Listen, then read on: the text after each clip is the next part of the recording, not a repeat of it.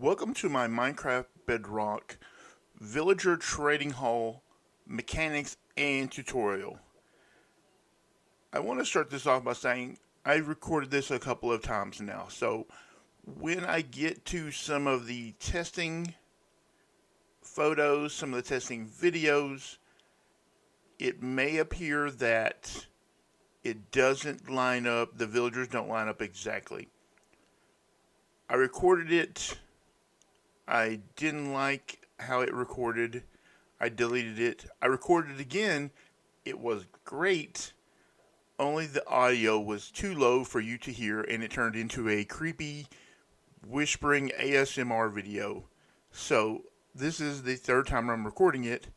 However, I'm not going to run multiple hours of tests for this video when I have that footage already. So some of that footage, the villagers may appear differently. Just know that I actually did the tests, and that's the reason for the discrepancy between some of the trades that you'll see in the video and some of the trades that you see earlier in the video. Alright, let's jump into it.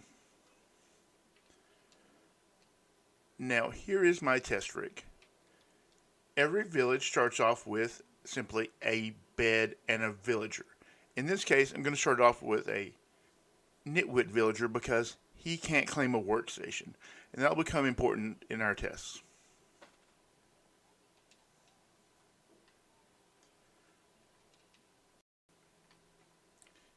Now, I put off the trading hall video for a while because I was worried about an overly complicated zombification system. And I thought, how about keep it simple? And then I thought, what would be more simple than 2 zombie villagers? And so I did this. There is no redstone required, no pistons, no water buckets, no water streams, no trapdoors, no minecarts, no redstone at all required for this. Now, let's get the test set up, and I will show you how this works. Now, we have our villagers set up something to look like this. Villagers don't actually need to sleep. They don't actually need a bed. They don't need a bell. They only need to be in a village, like we discussed earlier, and they need access to their workstation. This is his workstation. Do you see that? This is his workstation.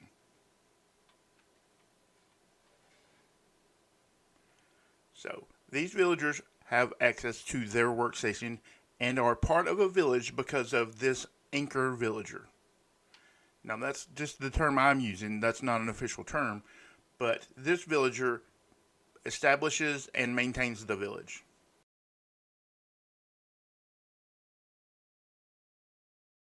Now, you see his trade is 22 carrots and 1 emerald for 1 emerald. We can cure the zombie. Now, I'm going to time lapse this real quick because it can take a couple of minutes.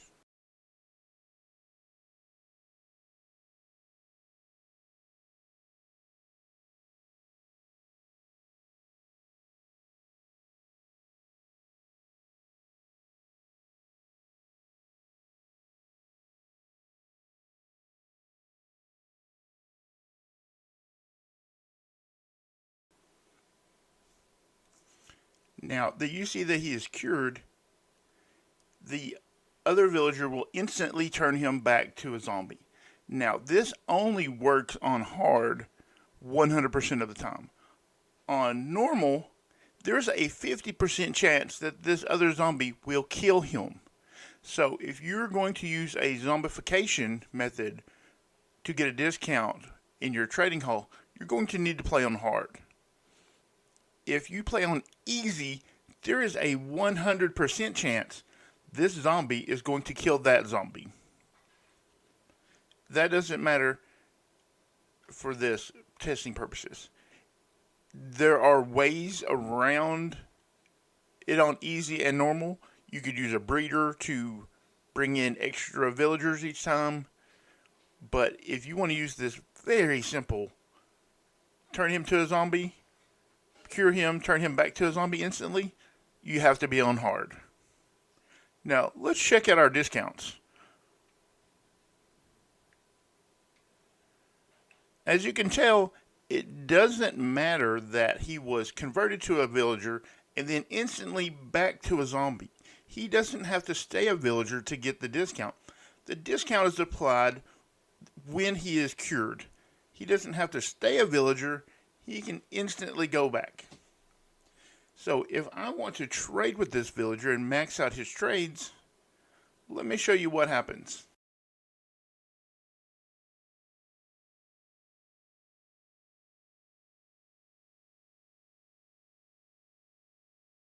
Now, as you see, we maxed out all of his trades. We have unlocked all 5 levels. You can tell by his diamond, he is a master villager. Now, let's wait until he restocks his trades and we'll see what happens with him. Now that it is the next day, notice that he no longer offers 1 carrot for 1 emerald.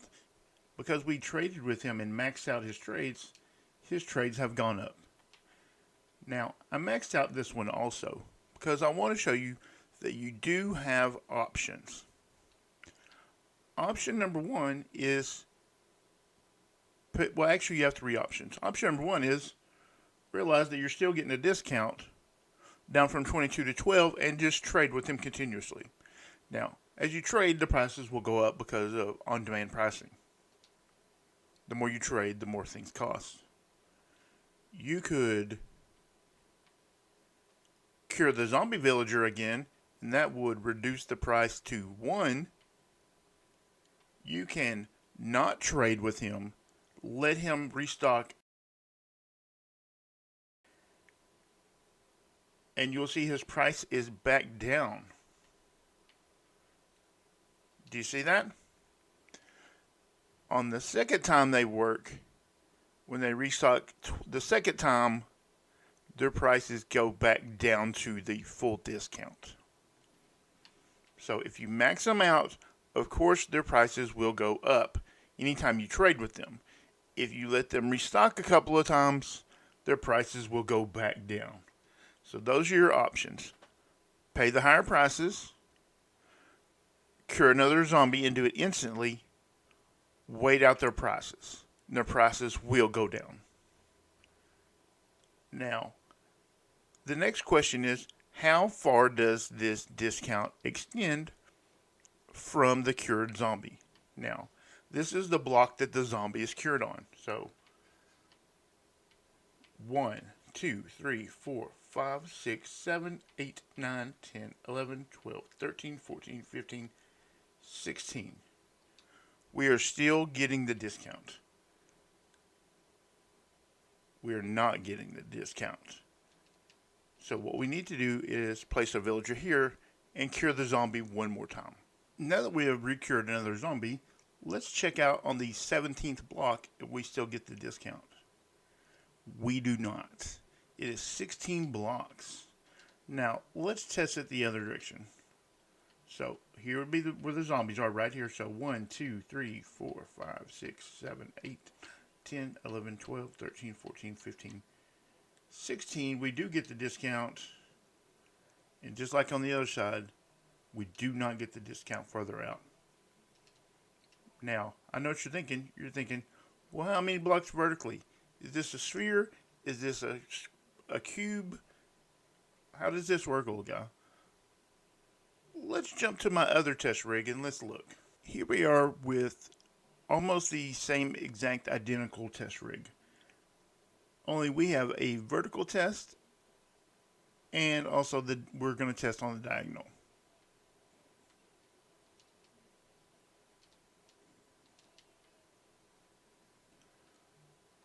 Once again, with the same exact zombies. Once again, the villager is cured. The zombie will return him to being a zombie villager.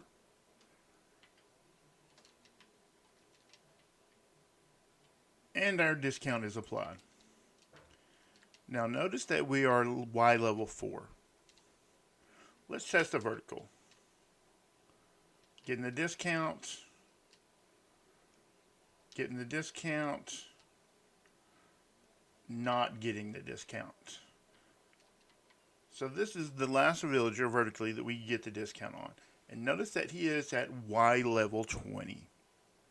So Y level 20 minus Y level 4, 16 blocks. So 16 blocks in all cardinal directions. Now let's check out on the diagonal. Getting discounts. Getting discounts. Getting discounts. Not getting discounts. So we are here at 16 blocks. 16 blocks. That means it's 16 in every direction. So 32 by 32 in all directions. 32 by 32 by 32 is the size of the discount. You do not get the discount for the entire village, because these villagers are in this village. They are not in a separate village. They are in the same village. We can confirm this through Universal Minecraft Editor. Let's jump into that real quick and show you. Here we are in Universal Minecraft Editor.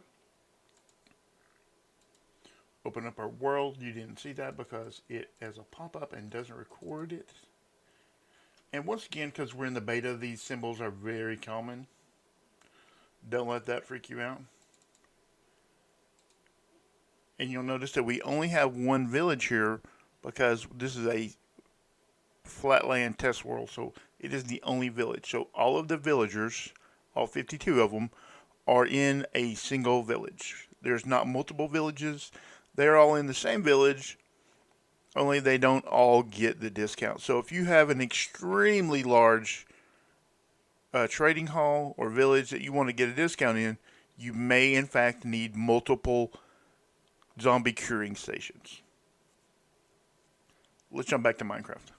Now, as a researcher, I like to take advantage of all of the sources of information that I have, whether it be from another player on Discord or Reddit or the wiki. Now, I know a lot of people are going to be shocked that I read the Minecraft wiki, because so often people say, well, the wiki says, and I say, never trust the wiki is always wrong.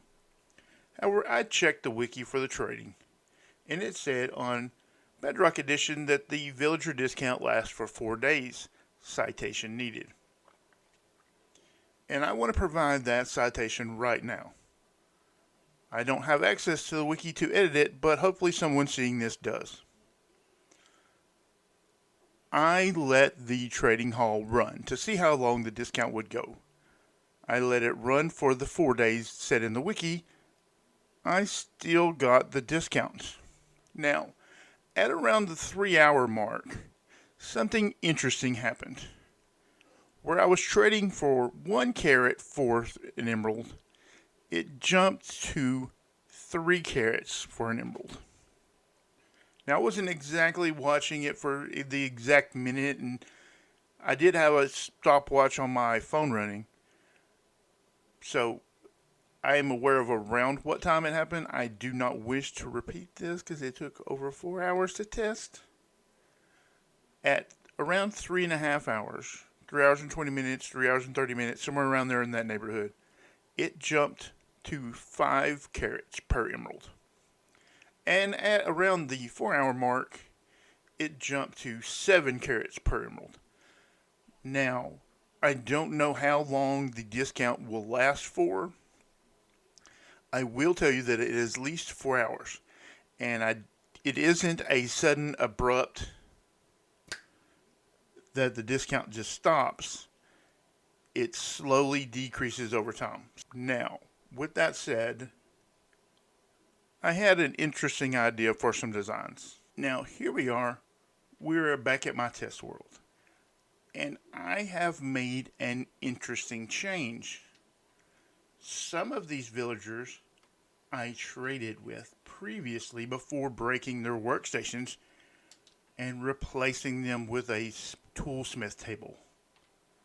Some of the villagers I didn't, and they became toolsmiths. The ones that are farmers are ones I traded with previously. Now, they won't be able to restock, but I wanted to check and see if they actually linked to these workstations or if they ignored these workstations, because this gave me an idea. Let's jump to Universal Minecraft Editor and check that out. Alright, here we are in Universal Minecraft Editor. Open up our files. We actually want to go down to the POI, and this will show us each villager and what type of POI they have. And I want to show you a couple of things. Now, notice that this villager says skip and skip. Now this middle one here is where the bell would be. Your villagers do not need a bell. They don't need it for your iron farms. They don't need it for your trading halls. And they don't need it for your crop farms. They are more than happy to skip their bell. However, notice that this villager claimed a smithing table. He does not have a bed. The first slot is for a bed. So that is one of the villagers that we didn't trade for previously. What we're looking for is a villager. This is our nitwit villager because he has a bed, but no bell and no workstation. So he is our obviously he is our nitwit villager. What we're looking for is a villager that has no bed, no bell, and no workstation. Skip, skip, skip. Here we have one of our farmer villagers. And this is what we wanted to see. We wanted to see if he actually claimed a workstation, but just wouldn't work at it. And in fact, he will not claim a workstation that is not of the correct type. So a farmer will not claim another type of workstation. He will only claim a composter. And this applies to all your villagers. I just wanted to show this. So your villager, if you've traded with him and his profession is locked, will not link to a workstation of another type. So that's good. Let's jump back into Minecraft, and I want to talk about a couple of designs. Now, every Minecraft trading hall that I designed will start out like this, both versions. And I don't know if this was first initiated by Yodolf or by Flowland. I believe I saw it first from Flowland. However, I'm going to link both of them in the description just to be on the safe side. It starts out with 2 nitwits because, as we discussed earlier, every village needs a single villager, and a single bed to maintain the village. However, I use 2 so that in case something happens to one, if for a momentary second he delinks from his bed, that the other one will still maintain the village. Now, you only need 1, but I recommend you use 2 for those reasons. Now, start out with 2 nitwits. You can use a regular villager. However, you would need to give them a workstation. I recommend using nitwits. This is one of the few uses for a nitwit villager. So if you haven't killed all of them, I recommend that you use them for this. Now, at nighttime, simply place blocks in their head. Do not place it all the way down. Do not place a glass block here, because when he wakes up in 1.16, he will phase or glitch through the glass and end up where he can't get back to his bed, and thus breaking your trading hall. Because he will delink from his bed, and if no villager is linked to the bed, the village will be destroyed, and thus all your POI will be scrambled. So make sure that you do not place the glass directly above the bed. You place it at the head height of the villager. With that said, I like to keep this type of trading hall to a single chunk because of the bug where if a mob is on a chunk border when it is unloaded, that it deletes that mob. Now this affects more than villagers. It affects all mobs. Hostile, horses, cows, zombies, villagers, creepers, you name it. If it is on a chunk border when you unload it, it will delete your mob. It affects minecarts.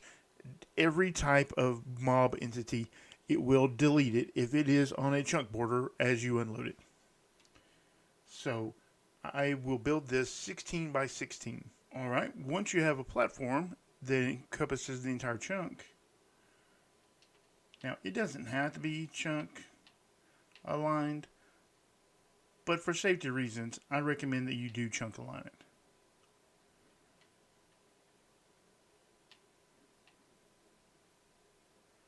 Don't come back to me in a couple of days going, hey, oh God, one of my villagers got deleted. What happened here?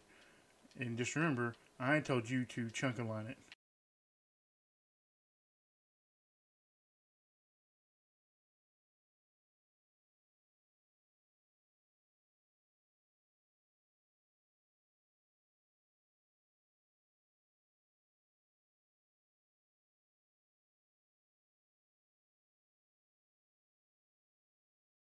Now, once completed, should look something like this.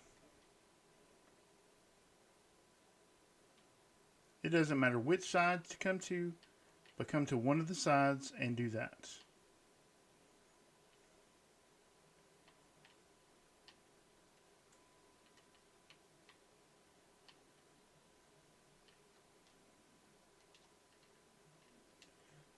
Now, this is going to be where we put the zombie curing station.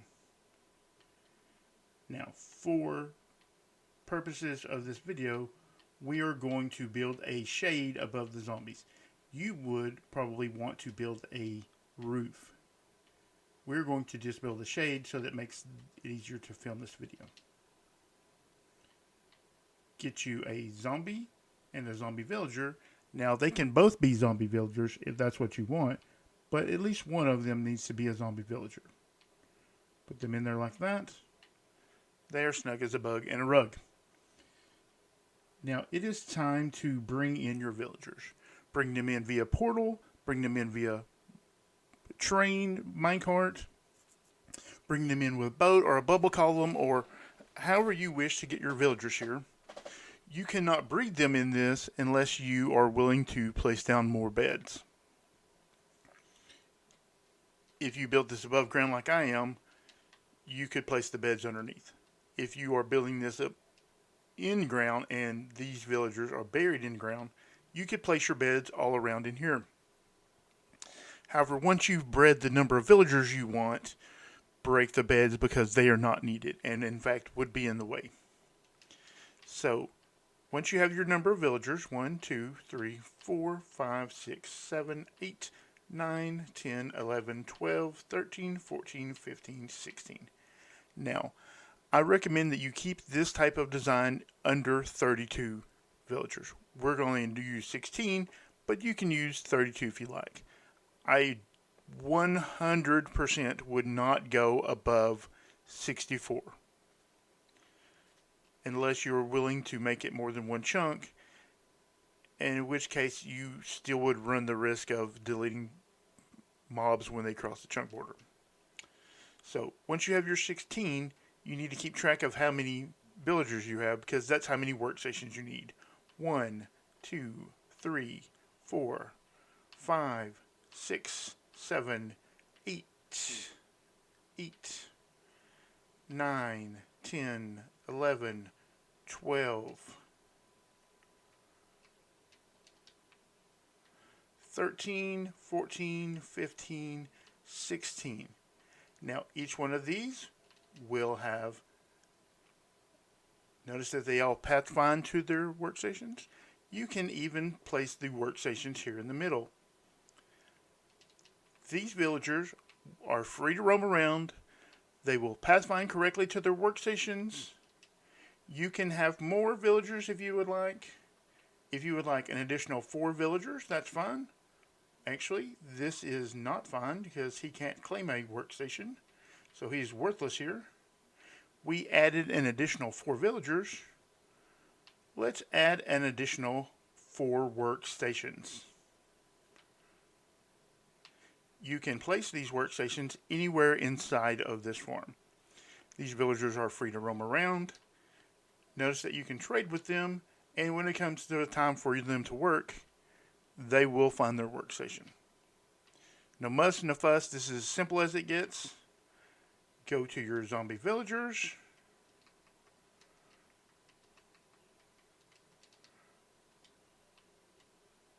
I did that wrong. Hit them with a splash potion of weakness. Only cure one of the villagers. One of these can be a zombie, one of these can be a villager. When he is changed, also note that your villagers are completely safe to walk over this.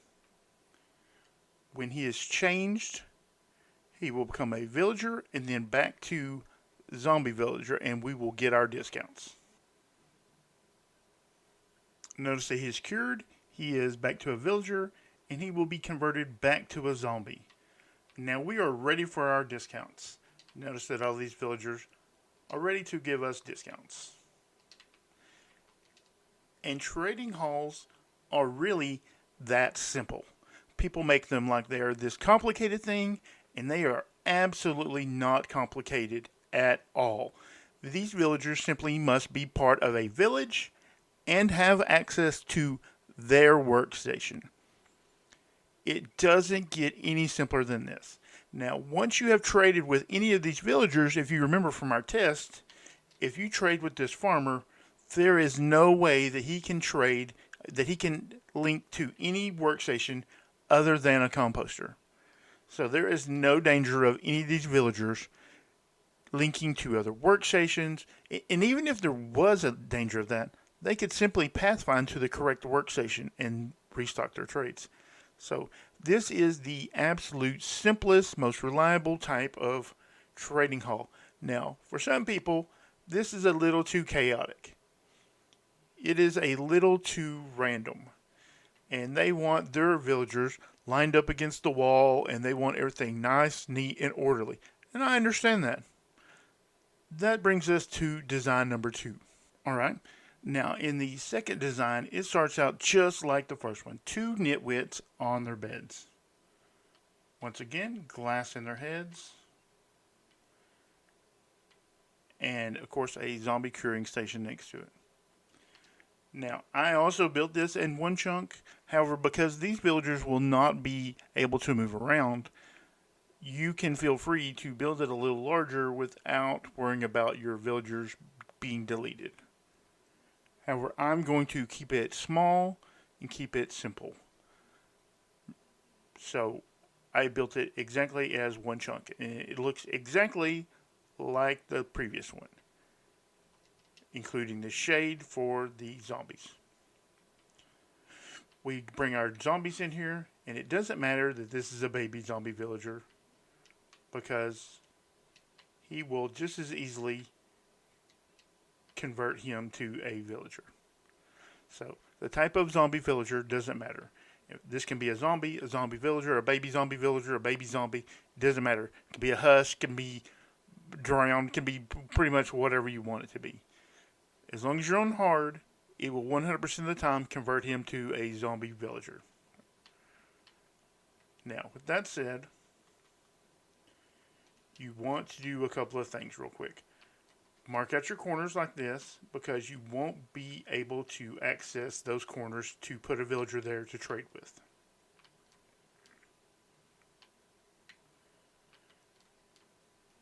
Now, you need to come in with, I'm going to recommend that you use glass. However, this is only going to be a temporary block, so this is going to be entirely up to you.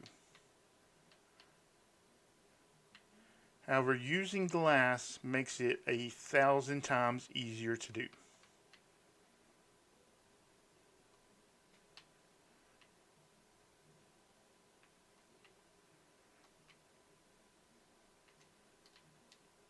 Now, at this point, you have a couple of choices. Bring all of your villagers over at the same time and place them in the holding cells, or bring them in one at a time. If you bring them in through the nether, I recommend that you bring them over one at a time. That's going to be my recommendation for you. Bring them in through the nether portal or via minecart or whatever, but bring them in one at a time. Now, in 1.16, the bugs, I know what you're thinking. You're thinking, oh, guy, you're recommending that I bring villagers through the nether. And yes, I am. Because in 1.16, according to the changelog, they fixed the bug where if you unload a village via nether portal, that it causes linking issues. Allegedly, according to the changelogs, they have fixed that. We will find out, of course, when 1.16 releases. So I recommend you bring them in via nether portal or minecart or something else. If you bring them in via minecart, you must keep your villagers 100 blocks away before you bring them in.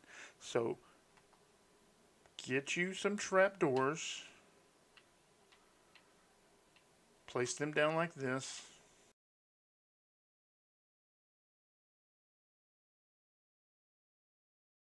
And I want to say that this is heavily inspired by the trading hall we have on AA Advanced Automation. It was built by Yodoff. So once again, I will be linking him in the description. He is, of course, already linked in the description because of the bed issue, but I want to say I was heavily inspired by him for doing this. So bring in your villager, bring him in one at a time, give him a workstation. He will link to that workstation, and it's that easy. You cannot use babies for obvious reasons because they escape and because you can't trade with them.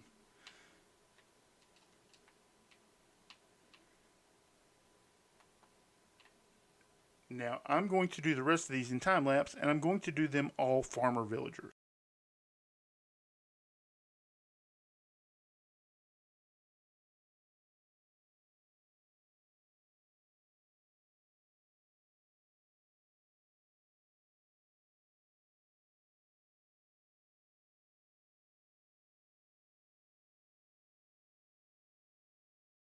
You're saying, hey, Elguy, you told me to bring these guys in one at a time.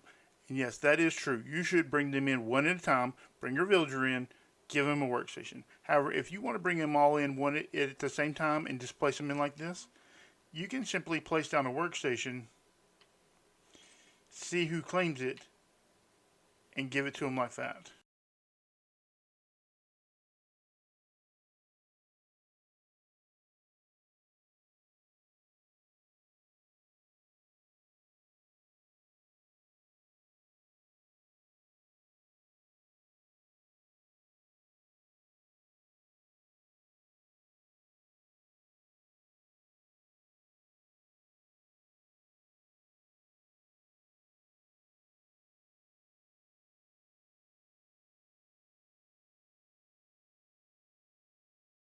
Now, I'm not sure why they did it out of order at the beginning, because villagers are supposed to claim workstations in the order that they join the village. And as you see, now it's working perfectly. I'm not sure what happened at the beginning there. This is why I wanted to show you bringing them all in at the same time. That you could put them in their stalls and then give them their workstations, because they should claim POI in the order that they joined the village. I'm not sure why these guys did it out of order. Now come in with a solid block or glass or whatever you feel like using and cap them off so that they can't jump out of the situation.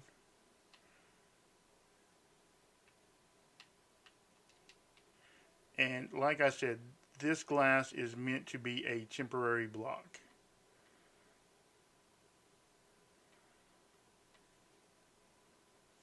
Now you can use as fancy of blocks as you wish to use to make out of this. Make it out of quartz or iron or whatever fancy block you wish to use. You don't have to use smooth stone.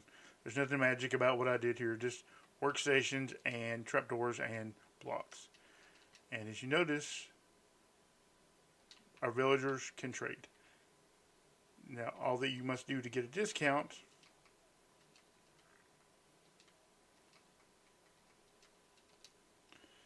is cure a zombie villager.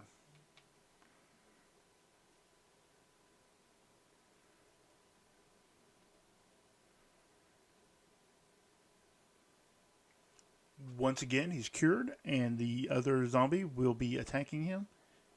And I'm just now thinking, you actually may only want one zombie villager. Because you don't want to accidentally cure both villagers. If you only have one zombie and one zombie villager, then you can only actually cure these zombie villagers. So I would recommend using a zombie and a zombie villager. But now that we have cured our zombie villager, we are entitled to discounts. See, there's our discounts. And trading halls are really that simple. They are not hard to set up. They are not hard to get discounts. Keep it simple, Steve. Trading halls are insanely simple. And with our discounts available, it is easier than ever to max out villagers. It is super cheap. No longer will, when you are maxing out armorers and toolsmiths, will it require a ton of iron or other precious resources to max out villagers. So you will be able to set up trading halls all over your world or your realm or your server or whatever you play on, because they are insanely simple and one of the most OP parts of Minecraft currently. So that's all I have for today. As always, links in the description of people who do cool stuff. If you wish to find me on Discord, there are links to all of the Discord channels that I'm in. You can find me in one of them. If I'm not available, there are a lot of people there that can answer your questions about villages and redstone and everything that I am terrible at. So always links in the description. That's it. Thank you. Bye.